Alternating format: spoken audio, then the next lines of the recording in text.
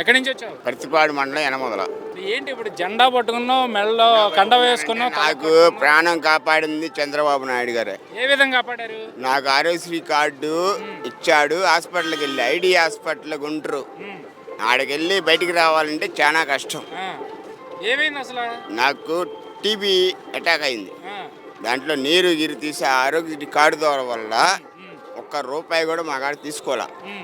TB వచ్చింది, ఆరోగ్యం set అయిందా మరి? ఇప్పుడు నెంబర్ 1 ఇప్పుడు ఆయన ద్వారా నెంబర్ 1 హ్యాపీ.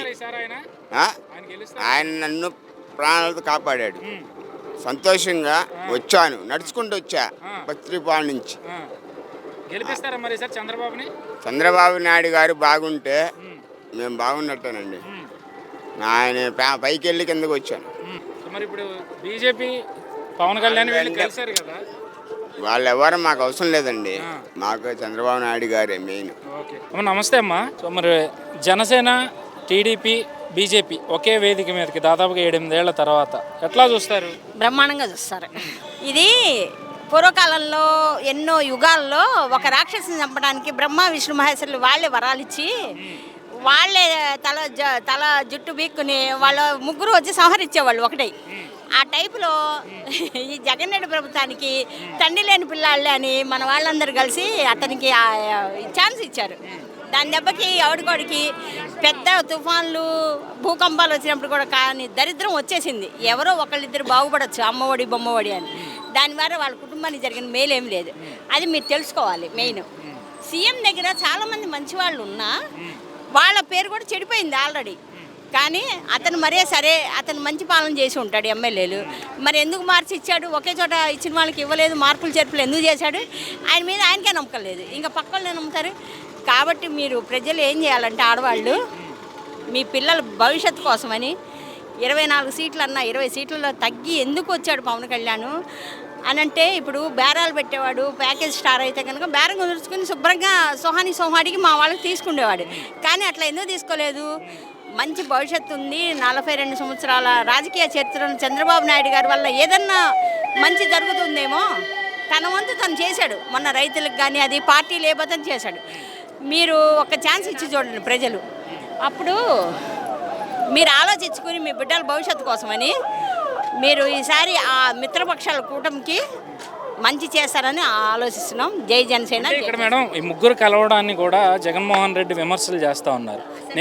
నేను ఒక్కడనే సింహం సింగిల్గా వస్తుంది, వీళ్ళందరూ నన్ను కొట్టడానికి వస్తూ ఉన్నారు అని చెప్పి చేస్తున్న వ్యాఖ్యలు అట్లా కాదు. మనం పంది జోలికి కూడా పోం. సింహమే కాదు, సింహం జోలికి వెళ్ళాం. అది అడవుల్లో ఉంటుంది.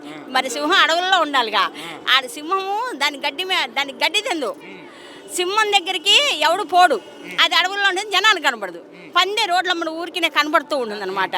అందుకని నువ్వు సింహం అనుకున్నా ఇంకేమనుకున్నా మేము మటుకు ఇది అనుకుంటున్నాము. జనాలు ఆలోచించి మంచి నిర్ణయం తీసుకోకపోతే మీ భవిష్యత్తు మీకే నాశనం అవుతుంది. ఒకళ్ళిద్దరికి పోయిందేం లేదు. కుటుంబంలో ఒకళ్ళు మంచి వాళ్ళు ఉంటే తత్మ వాళ్ళందరూ చెడ్డ వాళ్ళే ఉంటారు. వాళ్ళ మంచితనం ఎవరికి కనబడదు. అట్లాగే పవన్ కళ్యాణ్ మంచితనం జనానికి కనబడిపోవచ్చు ఇప్పుడు ప్రస్తుతం. రేపు భవిష్యత్తులో కనిపిస్తుంది. మీరు ఆలోచించి నిర్ణయం తీసుకోండి. మేడం ఎక్కడి నుంచి వచ్చారు మేడం మీరు? మేము గుంటూరు నుంచి వచ్చామండి. గుంటూరు నుంచి వచ్చారు. సో మరి ఈరోజు సభ ఈ స్థాయిలో జరుగుతూ ఉందన్న, ముగ్గురు ఒకే స్టేజ్ మీదకి వస్తున్నారు అన్న. సో ఇందులో పవన్ కళ్యాణ్ గారి కృషిని మీరు ఏ విధంగా చూస్తారు? బాగా కృషి చేశారండి. ఒక రకంగా ఆయన త్యాగం చేశారు పవన్ కళ్యాణ్ గారు. మరి 5 ఏళ్ళ నుంచి నిర్మించుకున్న ఈ పార్టీని బలోపేతం చేసుకుంటే ఒకసారి జారు విడుచుకున్నామని చెప్పి ప్రజలు పవన్ కళ్యాణ్ని ఎన్నుకోవాలి, ఈసారి ముఖ్యమంత్రిని చేయాలని చెప్పి అందరూ ఆయన కోసం ఆతృత పడుతూ ఉంటే ఆయన చేతులను త్యాగం చేశారు. సార్ ఏదేమైనప్పటికీ కూడా ఈ రాష్ట్ర అభివృద్ధి కోసం, ఈ రాష్ట్ర ప్రయోజనాల కోసం ఆ పార్టీ మళ్ళీ వైసీపీ ఎక్కడ అధికారంలోకి వస్తుందోనని చెప్పి ఆయన ఖచ్చితంగా త్యాగం చేశారు పవన్ కళ్యాణ్ గారు. మేమందరం కూడా ఆయన వెనకాలే ఆయన బాటలో నడిచి ఆయనకి సపోర్ట్గా ఉందామని చెప్పి ముందుకు వచ్చామండి. ఈ త్యాగాన్ని కూడా వైఎస్ఆర్సీపీ నాయకులు కానీ జగన్మోహన్ రెడ్డితో సహా విమర్శలు చేస్తూ ఉన్నారు. అమ్ముడు పోయాడనో లేదంటే ఇప్పుడు ముద్రగడ పద్మనాభం లాంటి వాళ్ళు చూస్తే నిన్నటి వరకు సలహాలు ఇచ్చి ఈరోజు ఆ పార్టీలో చేరిన పరిస్థితి. దీని అట్లా అసలు ముద్రగడ గారు ఆయన పెద్ద మనిషి అండి. మొదటి నుంచి ఎప్పుడు మెగా కుటుంబానికి చిరంజీవి గారికి కానీ పవన్ కళ్యాణ్ గారికి కానీ ఎప్పుడు ముద్రగడ గారు వ్యతిరేకం చేస్తూనే ఉన్నారు. ఎప్పుడు స్వార్థం, ఆయనకి కుల రాజకీయాలు చేయడం, రాష్ట్రం కోసం ఒక జాతీయ అభివృద్ధి కోసం నిజంగా చూస్తున్నాడైతే ఖచ్చితంగా చిరంజీవి గారు అనుకో పవన్ కళ్యాణ్ గారు అనుకో నడిచి ఉండేవాడు. ఎప్పటికప్పుడు అది ఇప్పటి వరకు కూడా ఎలక్షన్ దగ్గరికి వచ్చే వరకు కూడా మధ్యలో పెట్టి కూర్చుని పవన్ కళ్యాణ్ వస్తే వస్తానంటాడు. ఈరోజు మరి జగన్మోహన్ రెడ్డి రాకపోయినా ఆయన కాళ్ళకాడికి వెళ్ళి ఎందుకు కూర్చున్నాడు? ఈ రాష్ట్ర అభివృద్ధి కోసం పవన్ కళ్యాణ్ గారు ఈ పార్టీలో పొత్తులు పెట్టుకుంటే ఆయన మాత్రం అమ్ముడు పోయాడని సిగ్గుపడాలి. అమ్ముడు పోయాడు అనే మాటలకి చిరంజీవి గారు 102 సీట్లు బీసీలకు ఇస్తే ఆ రోజున అమ్ముడు పోయారన్నారు. ఈ రోజున రాష్ట్ర అభివృద్ధి కోసం ఆయన త్యాగం చేస్తే ఇది అమ్ముడు పోయారంటున్నారు. వాళ్ళకి అమ్ముడు పోయాడనే వాళ్ళకి విజ్ఞతగా వదిలేస్తున్నాం. ఎందుకంటే వాళ్ళకి అమ్ముడు పోవడానికి ఇది కోట్లు, వేల కోట్లు, లక్ష కోట్లు డబ్బులు ఉన్నాయి. వాళ్ళకి అంత అవసరం లేదు. తీసుకొచ్చి జాతులు తాకట్టు పెట్టాల్సిన అవసరం లేదు ముద్రగడ పద్మనాభం లాగా. సో ఇప్పుడు ఇవన్నీ పక్కన పెడితే ఈరోజు మహిళల అంశమే తీసుకుంటే సూపర్ 6 అని చెప్పి ఇటు తెలుగుదేశం కానీ జనసేన కానీ ఇప్పటికే ప్రజల్లోకి బలంగా తీసుకెళ్ళిన పరిస్థితి. మరోపక్క మహిళలకి నేను అది చేసి ఇది చేసి అని జగన్మోహన్ రెడ్డి చెప్పుకుంటా ఉన్నారు. రేపు 20వ తేదీన మేనిఫెస్టో విడుదల చేస్తామని చెప్తా ఉన్నారు. దీన్ని ఎట్లా చూస్తారు? ఏమండి, ఆయన ఎన్ని పథకాలు ఇచ్చినప్పటికీ కూడా ప్రజల్లో ఆడబిడ్డలకైతే అందరూ ఒక అవగాహనకైతే వచ్చేసారు. అన్ని రేట్లు పెరిగిపోయినాయా, ఎక్కడ చూసినా కరెంటు బిల్లులు మరీ విపరీతంగా పెరిగిపోయినాయా, ఎక్కడ చూసిన నిత్యావసర వస్తువులు కానీ అన్ని విధాల బిడ్డలకి ఫీజుల విషయం కానీ మరి వైద్యంలో కానీ అన్ని ఖర్చులు పెరిగిపోవడం వలన ప్రజలందరూ వచ్చి మేము మాత్రం ఖచ్చితంగా జగన్మోహన్ రెడ్డికి వెయ్యమంటున్నారు. గ్రామ స్థాయిలో మేము తిరిగాము, జగన్మోహన్ రెడ్డికి మేము ఓటు వెయ్యమని చెప్పి జనాలు చెప్తా ఉన్నారు. మరి ఏంటి ఈ సభ తర్వాత కావచ్చు వారనేది వన్ సైడ్ అయిపోయిందని చెప్పి ఎంతవరకు అనుకోవచ్చు అంటారు? అంటే ఖచ్చితంగా అంటే సభ తర్వాత ఏంటి ముందు నుంచి పొత్తు ఎప్పుడైతే స్టార్ట్ అయిందో అప్పుడే వారు స్టార్ట్ అయింది. రేపు రాబోయే కాలంలో ఖచ్చితంగా ఈ పొత్తుల్లో ఇదే వస్తుంది, గ్యారంటీగా గెలుస్తుంది ఈ పార్టీ, 3 పార్టీలు కలిసి. బ్రదర్ ఎక్కడి నుంచి వచ్చారు? గుడివాడ అండి. గుడివాడ. సో ఏంటి ఒక యువకుడిగా జగన్మోహన్ రెడ్డి ఏమో నేను ఆ జాబ్ ఇస్తా ఈ జాబ్ ఇస్తా అన్నారు, జాబ్ క్యాలెండర్ అన్నారు. 5 ఏళ్ళు అయిపోయింది, ఎలక్షన్ కోడ్ కూడా వచ్చింది.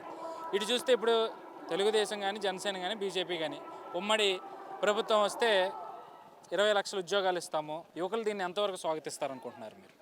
ఒక యువతన్నది జగన్మోహన్ రెడ్డి చెప్పిన మాటలో ఒక్కడగాడ పాటించరు, వినరు.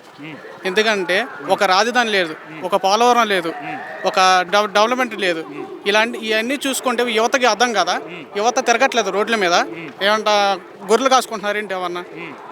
ఒకసారి యువత గారు ఆలోచించాలి. ఇప్పుడు చంద్రబాబు నాయుడు ప్రభుత్వంలో ఏం చేశారు, ఈ జగన్మోహన్ రెడ్డి వచ్చిన తర్వాత ఏం చేశారు, ఇవన్నీ క్లారిటీ చేసుకుంటే చంద్రబాబు నాయుడు ఎన్నో ఉద్యోగాలు ఇచ్చారని క్లారిటీగా చేసుకోవాలి. అంటే ఇప్పుడు తెలుగుదేశం మేము అధికారంలోకి వస్తే ఇస్తామని చెప్తా ఉంది, మరి ప్రజలు దీన్ని ఎంతవరకు నమ్ముతారు? ఖచ్చితంగా చంద్రబాబు నాయుడు చెప్పిన మాట నిలబెట్టిన రకమైన కంపల్సరిగా అన్న మాట నిలబెట్టుకుంటాడు. సో మరి 3 పార్టీల కలయికని ఒక యువకుడిగా నువ్వు ఎంతవరకు స్వాగతిస్తావు? ఖచ్చితంగా స్వాగతిస్తానండి. ఎందుకని? ఒక ఎదవకి ఎంతమంది సపోర్ట్ చేయరు, ఒక ఎదవని జగన్మోహన్ రెడ్డి అనే ఎదవని అందరికీ తెలుసు సామాన్యంగా. చంద్రబాబు ఒక ఎదవ చుట్టూ ఎవరు వెళ్ళరు. ఒక చంద్రబాబు ఒక మంచితనం వల్ల ఆయన పెద్దరకం వల్ల అందరూ అన్ని పార్టీలు కలిసి వచ్చినాయి. అది. సో మరి ఈరోజు సింహం సింగిల్గా ఉంది, నన్ను ఒక్కడిని కొట్టడానికి ఎంతమంది కలిసి వస్తున్నారని చెప్పి ఆయన చేస్తున్న వ్యాఖ్యలు. మా షర్మిల సపోర్ట్ చేయట్లేదుగా, అది చెల్లే కదా. ఇద్దరు చెల్లెలు కూడా సపోర్ట్ చేయట్లేదు కదా. సింగిల్గా వస్తాం ఏంటి? చెల్లెని సపోర్ట్ చేయాలి. అన్న నేను ఉన్నాను, నీ కోసం నేను నిలబడతాను అని చెప్పాలి కదా. ఆ చెల్లె సపోర్ట్ చేయకపోతే ఇంకెవడు బయట ఎవరు సపోర్ట్ చేస్తాడు ఆడికి? జగన్మోహన్ రెడ్డికి ఈ కొడవలని కూడా ఉన్నాడు, బొచ్చు గిచ్చు అని వాగుతాడు. అడిగి ఈసారి రాము గారు మంచి షాక్ ఇస్తారు. ఆ బీపీతో హైదరాబాద్ దుబాయ్ వెళ్ళిపోతాడు. మా రాము గారు దెబ్బకి. చివరి ఎన్నికలు అంటున్నాడు ఎవరండి? చివరి ఎన్నికలు ఆడిగే చివరి ఎన్నికలు. నాకు చివరి ఎన్నికలు అని చెప్పి చెప్పుకుంటున్నాడు కదా కొడాలి. ఆడు పెద్ద ఎదవండి కొడాలని గడు. గుడివాడలో ఒక్క రకంగానే అభివృద్ధిని చేయలే. ఆడ బొచ్చు గిచ్చ అంటున్నాడుగా, ఆ బొచ్చు లాంటి నేను చూపిస్తా గుడివాడలో. ఈసారి గుడివాడ వస్తే నామినేషన్ గెలిచిన రోజే మేము అన్న ఎలా కొడతామో చూస్తారు మీరే. గుడివాడలో కుక్కను కొట్టుకోవడం కొడతాం అన్ని. ఒక బోనంని ఎలా తిట్టారో ఈడు వల్లభన వంశీగాడు వీళ్ళిద్దరికి మంచి షాక్ ఇస్తాం. ఎర్లగడ్డ వెంకటరావు షాక్ ఇస్తాడు. ఇక మా రాంబు గారు మంచి పెద్ద షాక్ ఇస్తారు. ఈ పిచ్చొక్కలాగా రోడ్లను తిరుగుతారు. ఇంకా కడ్డారితో మా ఆటోనగర్ ఉంది, ఆటోనగర్లో తిరుగుతారు. మళ్ళీ వచ్చి ఆ లారీలు కట్టుకోవడం. సర్వీసింగ్ పాయింట్ ఉంది, ఆ సర్వీసింగ్ పాయింట్లో పెడతాం. కొడలాని గడిని ఒకటిని, వంశీ గడిని ఒకరిని, బందర్ కుక్క గడిని ఒకరిని, ఎవడో పేరన్న నానిగారిని ఒకరిని కిట్టు కూడా వచ్చాడు, పేరున కిట్టు కూడా వచ్చాడు. ఆడు ఏమవుతాడు ఆడికి తెలియదు, నెత్తిపోయాడు. ఆడికి ఏం మాట్లాడితే అర్థం కాదు ఆడికి. ఆడితో పాడి నాకు గుడివాడ కుక్క కూడా ఒకడు ఉన్నాడు, గుడివాడ గుట్టకాగాడు. ఆడికి ఏం తెలీదు.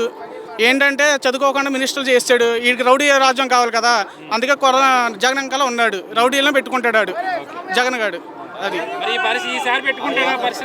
ఎవడు వీడి కాలు పడి సీట్ తెచ్చుకున్నాడు. కొడలాంటి సీట్ లేదండి, కొడలాంటి సీట్ లేదు బాబు. నేను గుడివాళ్ళు పోతున్నారు, నాకు సీట్ ఇవ్వకపోతే నాకు ఎవరా బాబు అని కాలు వేళ పడిగి తెచ్చుకున్నాడు సీటు. ఆడికి అక్కడ సీట్ అసలు సీట్ లేదు, అసలు ఆడికి కొడలాంటి గాడికి సీట్ లేదు. ఈసారి రాము గారి దెబ్బకి పిచ్చెక్కిపోద్ది ఆడికి. రాము గారు 70,000 మెజార్టీతో గెలవబోతున్నారు అక్కడ. రాము గారు, వెనుకల రాము గారు.